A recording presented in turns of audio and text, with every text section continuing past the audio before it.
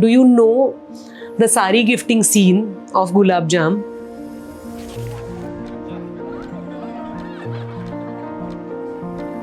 That lady was supposed to be somebody else. Sachin Kundalkar had done the casting and that lady forgot the date that she'd given to Sachin. And at the 11th hour, we had no actor. And Sachin thought of someone which I wasn't aware of. I said, what are we doing? We don't have the actor, so are we doing some other scene? So he said, no, we are sorted. Kaku is doing. I said, Kaku who?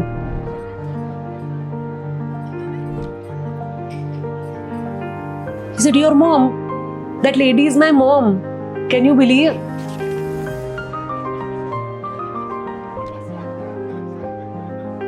I was choked when my mom gifted me a sari. I just realized that this is going to be forever.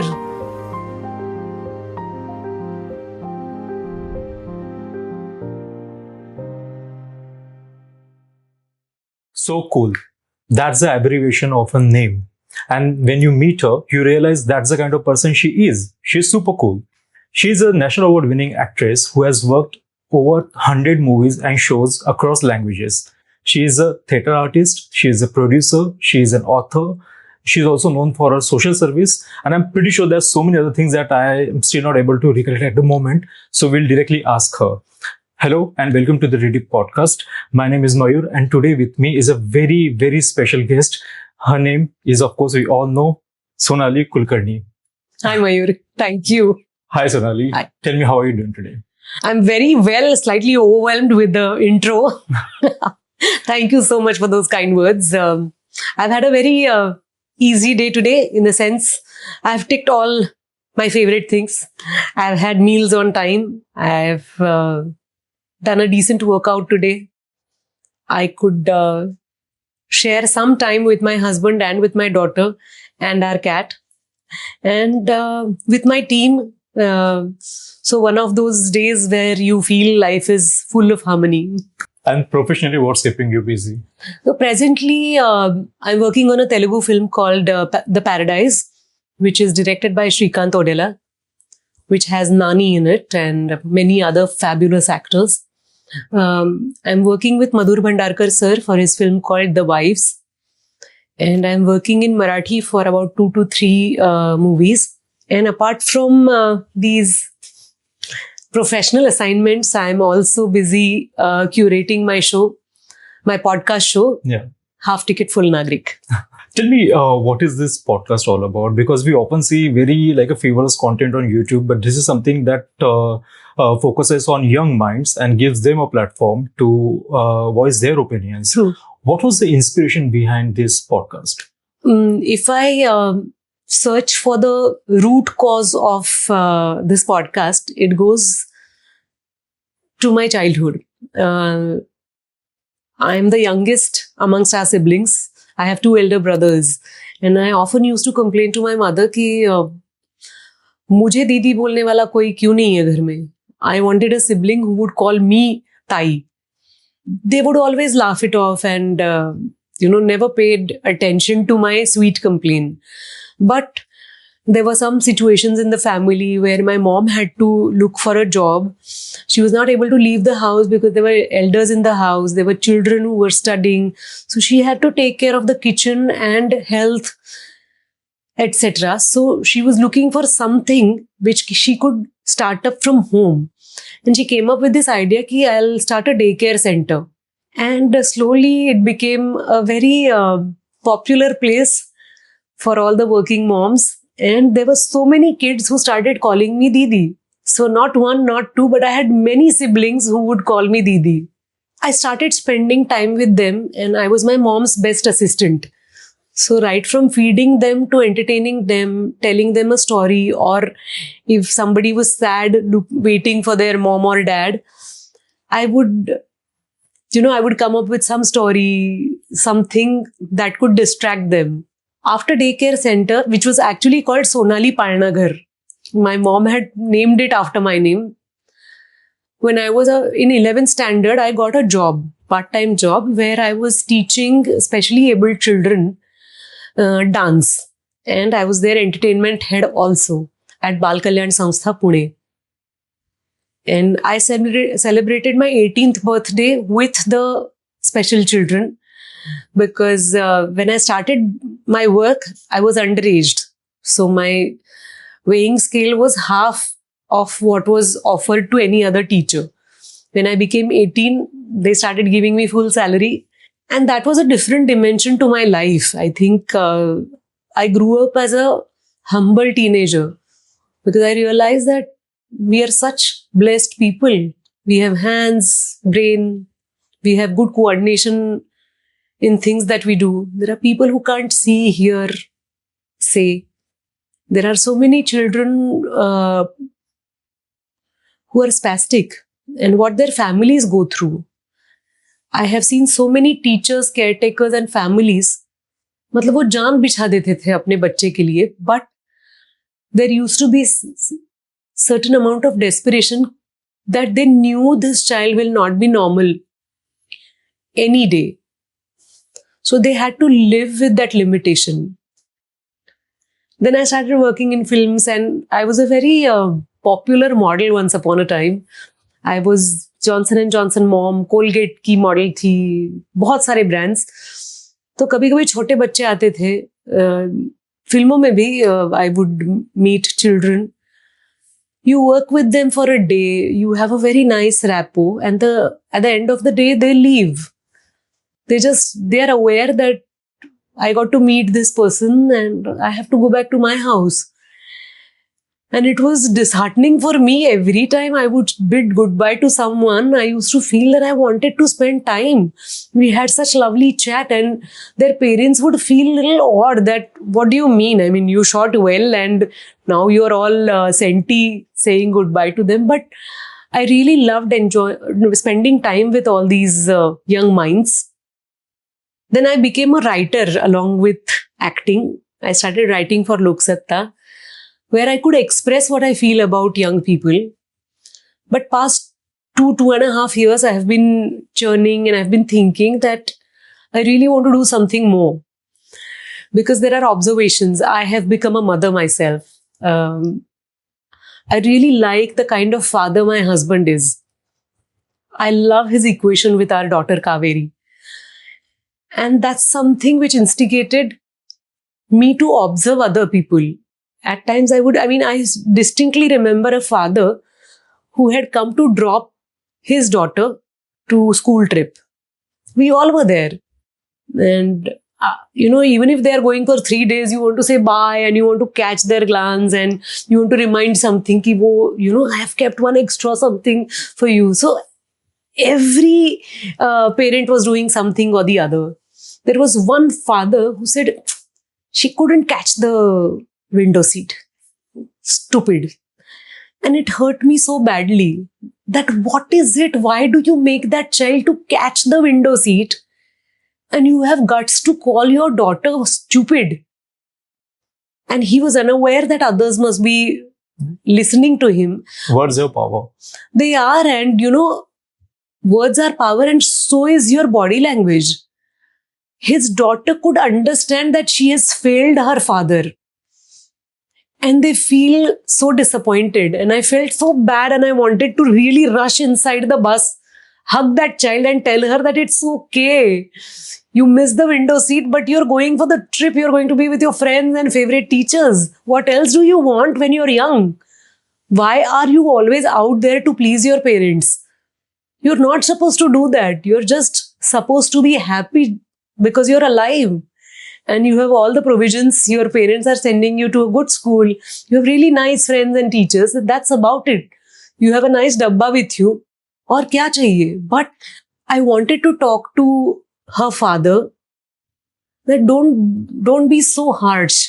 But somehow all these thoughts and exchange with co-parents, neighbors, translated into the idea of this podcast.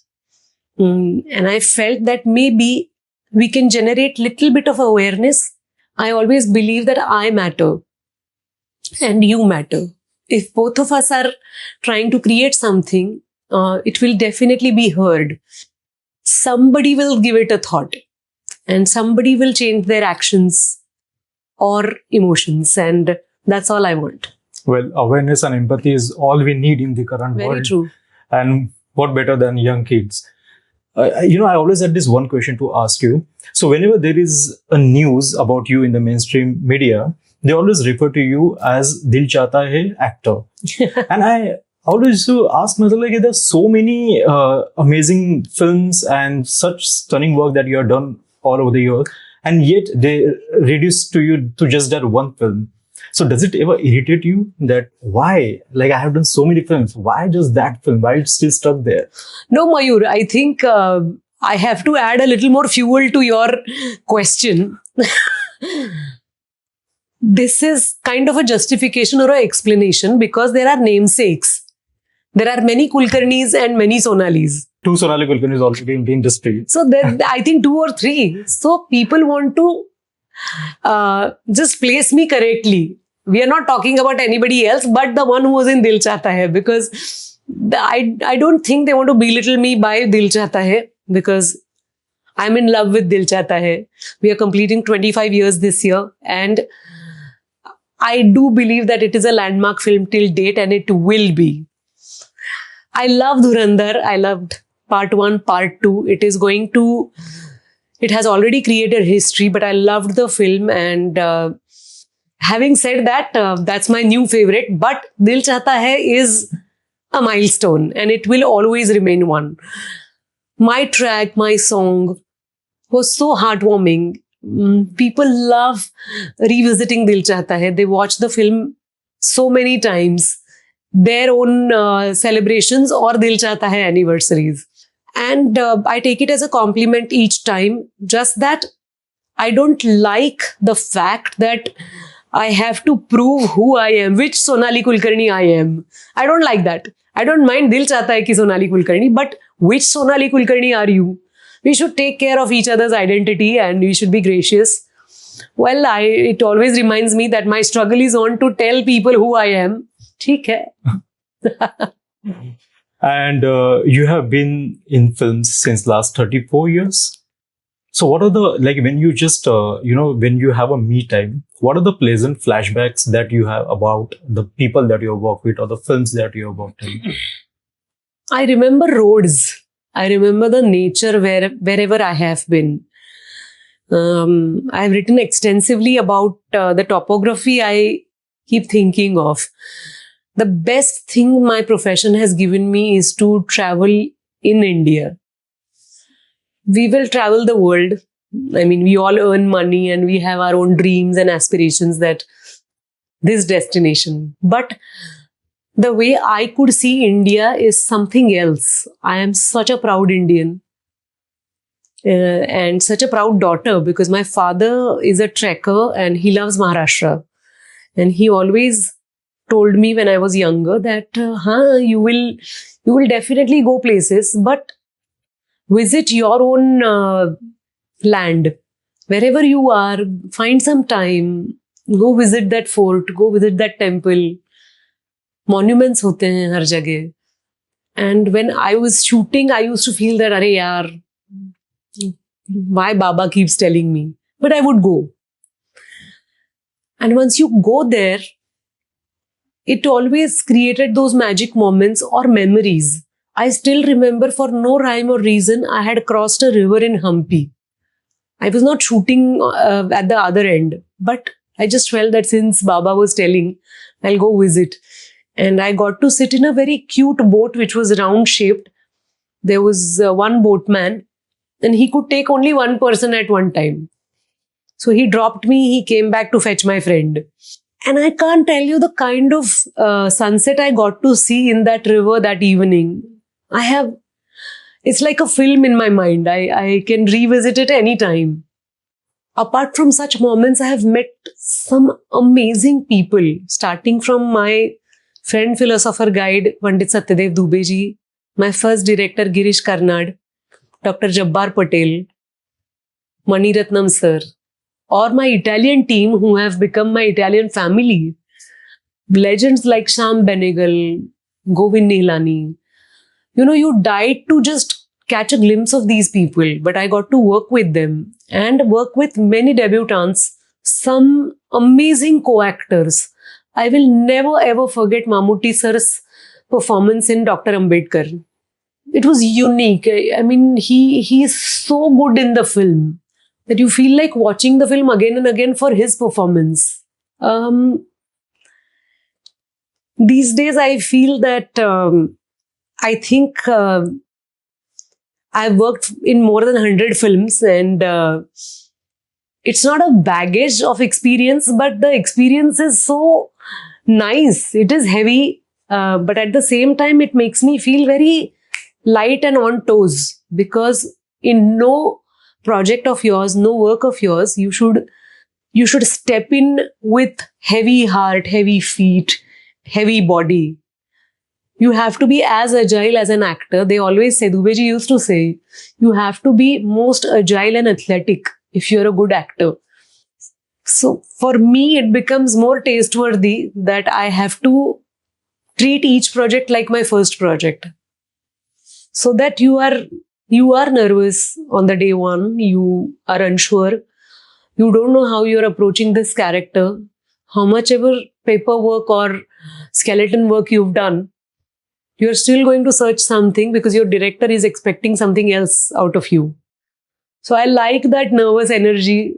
Oh, that's very hard to believe, like you feeling nervous. I do. So what do you tell yourself before going to the set? I listen to my director. I definitely have self-dialogue going on.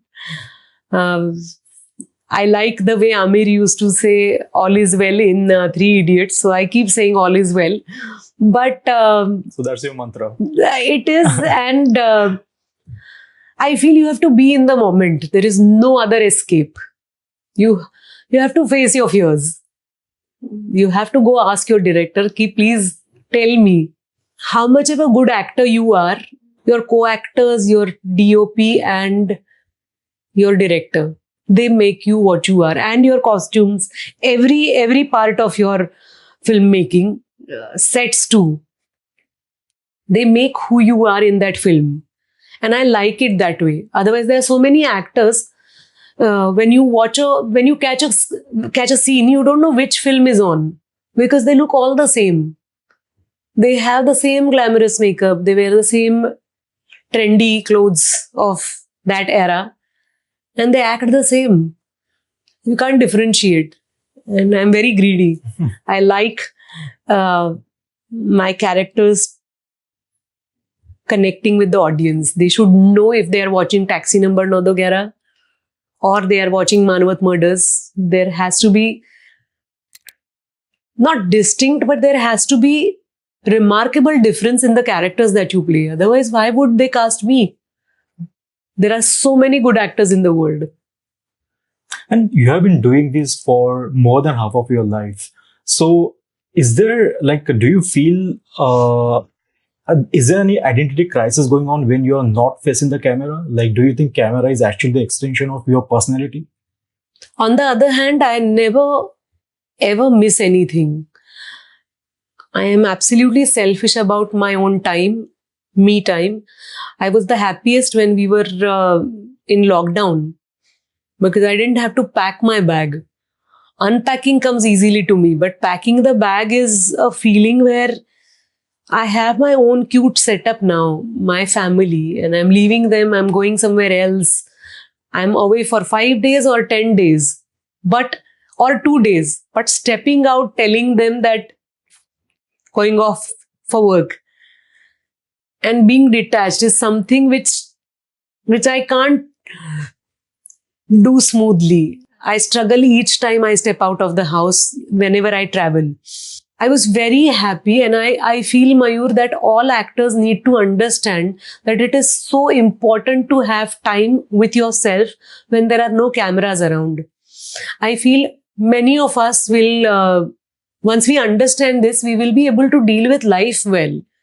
Because there are going to be times when you are going to be alone in the gym. You are going to be alone when you're eating food at your own house. Nobody is going to shoot you or glamorize your eating, or the day you have cough or fever, you are going to feel low. And it's okay to feel low and normal. presently I feel the kind of high we face all the time is unreal, because every time you have your entourage with you, they are praising you, they are making you try different outfits, you look good, you step out, you have fans, you have people asking for selfies, you have your teams who are taking care that your presence is reached well. But there are going to be times when you are off outfits and costumes, you are in your home clothes, and you have probably a sprain in your ankle, and you have to deal with it. There's nothing glamorous about it. But lockdown was the first period, I feel, where celebrities and VIPs and actors understood that there are going to be days which are filled with lull. There's no movement, there is no traction. What is it? But it is very important. I love being in touch with life, where I am answerable. Somebody can tell me ki, why did you park the car there? It was touching my parking. It keeps you grounded, that you better follow rules. You better be a good citizen.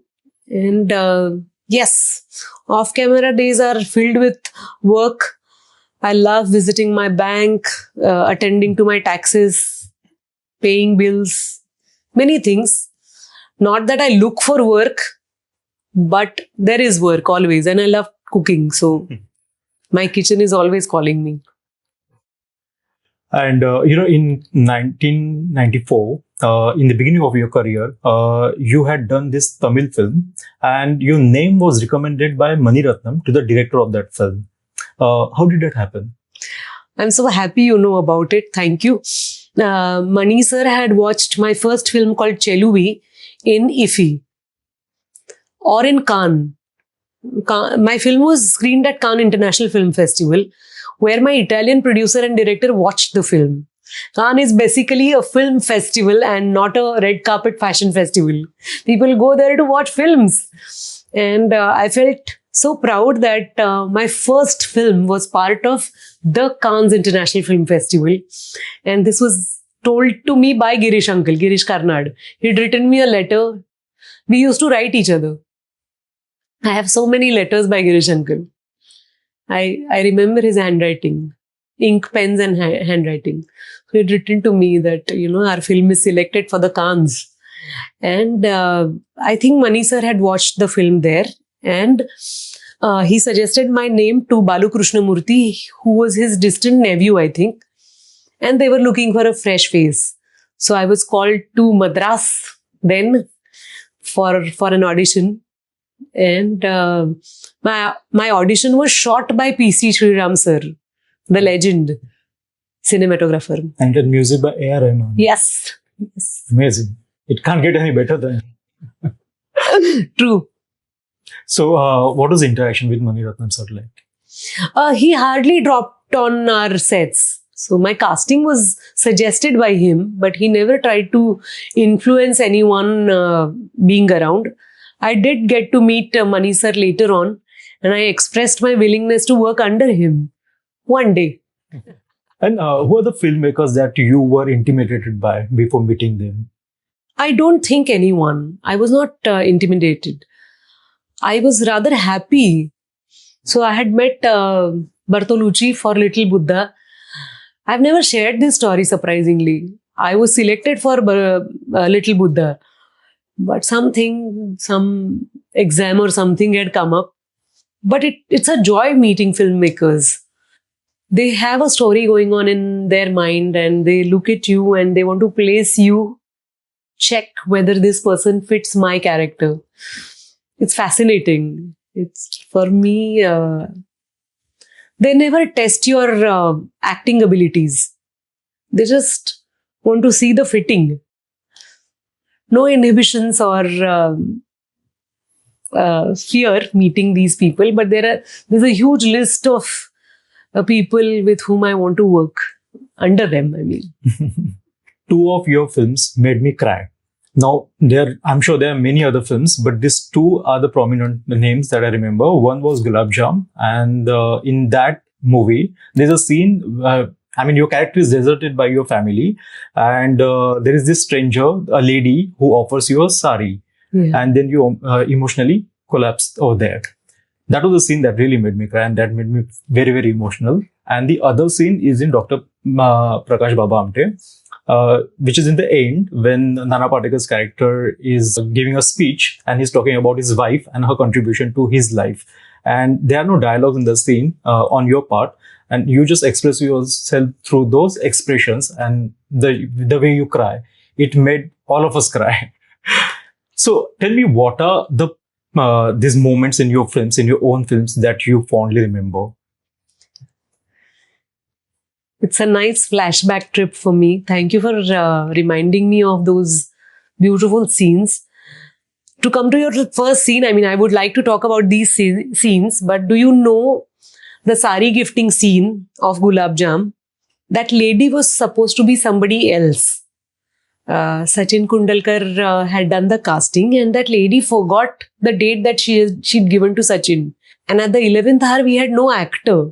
And Sachin thought of someone which I wasn't aware of. I said, what are we doing? We don't have the actor, so are we doing some other scene? So he said, no, we are sorted. Kaku is doing. I said, Kaku who? He said, auntie. He said, your mom. That lady is my mom. Can you believe? Wow. And I said, माझी आई. तर तो म्हणलं, हो काकू. त्या हो म्हणाल्या. So he went and asked my mom. My mom said, अरे, but I am not an actor. So he said, it's okay, Kaku, I just want your presence. So he told her, direction was Sachin. I was all nervous that what if because of mom there is another take. My mom was also comfortable. They have that equation. But I was choked when my mom gifted me a sari. I just realized that this is going to be forever. And my mom is that kind of a person who loves caring for girls and women. She's so proud of each and every woman she comes across. She always loves exchanging that chota sa effort that I'm proud of you. You're such a good girl. She loves telling everyone. And as Radha of Gulab Jam, she was telling me that you cooked so well for us. One small gift. And it's so her that she wouldn't go out of her way to buy something. But she would have remembered. For example, recently she gave coconut barfi for my husband. She made it. So it's her effort. In the film, she gives a sari which is her own. She didn't go buy that sari. It's very her, and all these things got translated in this beautiful scene, and Sachin wanted me to feel something, and I felt for my mother and for me, I at times feel pretty orphan because I travel so much, I work so much. Nobody knows where I am, what I'm doing. Actor, they go through a lot of hardships. You're traveling, you're catching random hour flights, then I land and I go start performing a scene. There are hazards, there is emotional longing, but you like your profession and you want to do justice to what you're doing. That was the scene which was the epitome of probably a beautiful human exchange. What a beautiful scene it was. Thank you. And whenever I have seen your interviews, you have always fondly spoken about your parents. How did they shape you as a person? My father loves saying something which is very important. He likes sharing with everyone that don't share anything, just be. So he has believed in that and behaved like that. He has never sat me down and told me that, when you have situations like this, you should behave like this. He has taken actions. He has behaved. He was very sure about memorizing a few stotra and shlokas. He was very keen. He is very particular about cleanliness. That's something he maintains. and he expects others to do. My mother is a giver, complete giver. And that's something that I have inherited from her. I love doing something which is personal for others. It's not about buying expensive gifts, or it's not about treating them to a 5-star hotel. Unless and until you're truthful in your exchange, those moments are like bubbles, and bubbles are going to burst. If you want those to smell and remain with you, you have to be very, very truthful to yourself. So I think these are something which I won't be able to put well in words, but these are values. I think I keep observing them and keep grasping them as much as I can, because they are both 82 and 86 now. Proud, leading a very healthy and independent life. They have their strong opinions, and my mother is absolutely fun-loving, and father has a very laid-back humor. It's beautiful to watch them cross their youth and enter an interesting phase where almost we become their parents and we want to take care of them. But they don't let you do that. They are independent. And how do you hope to inculcate those values in your daughter, who is Kaveri? Kaveri. I think I'm going to follow my parents. I don't want to teach her how to behave or what to do. I really like the kind of person she is blooming into. She's full of life. She loves people. Whenever there is something at home, she's very happy when there are guests coming, friends coming. Even if there is PR team coming, she's very curious to meet everyone. What more can I ask for? Because there are kids who have befriended their mobiles. They are in their own unknown bubble where they don't know how to react. They don't know what to do with their hands. They don't know how to sit. Many kids come and sit like this, like robots. And I feel like going all out and hugging them, which I do many a times. I see that freedom, abundance, and liberty in Kaveri. I think she is giving me quite a lot than me giving her anything. I'm just leading my own life, and I love her. I really, really like her, and I love her. So beyond that, I don't think I can give her anything else. And like many of us, you moved to Bombay for work. You're originally from Pune. Yes. Over the years, how has your equation evolved with the city? And do you feel like this is your home now? Do you call it home? Mumbai? Yeah. Very much. I love Mumbai. I love the work culture we have here. We are passion-driven people. I love it about Mumbai. I do get to go to Pune, and the only thing I feel in Pune is a little lost, because the landmarks are changing. People are changing. There are new trends coming in. So at times I feel a little displaced. There are so many eateries in Pune that I wonder if people cook at home or no.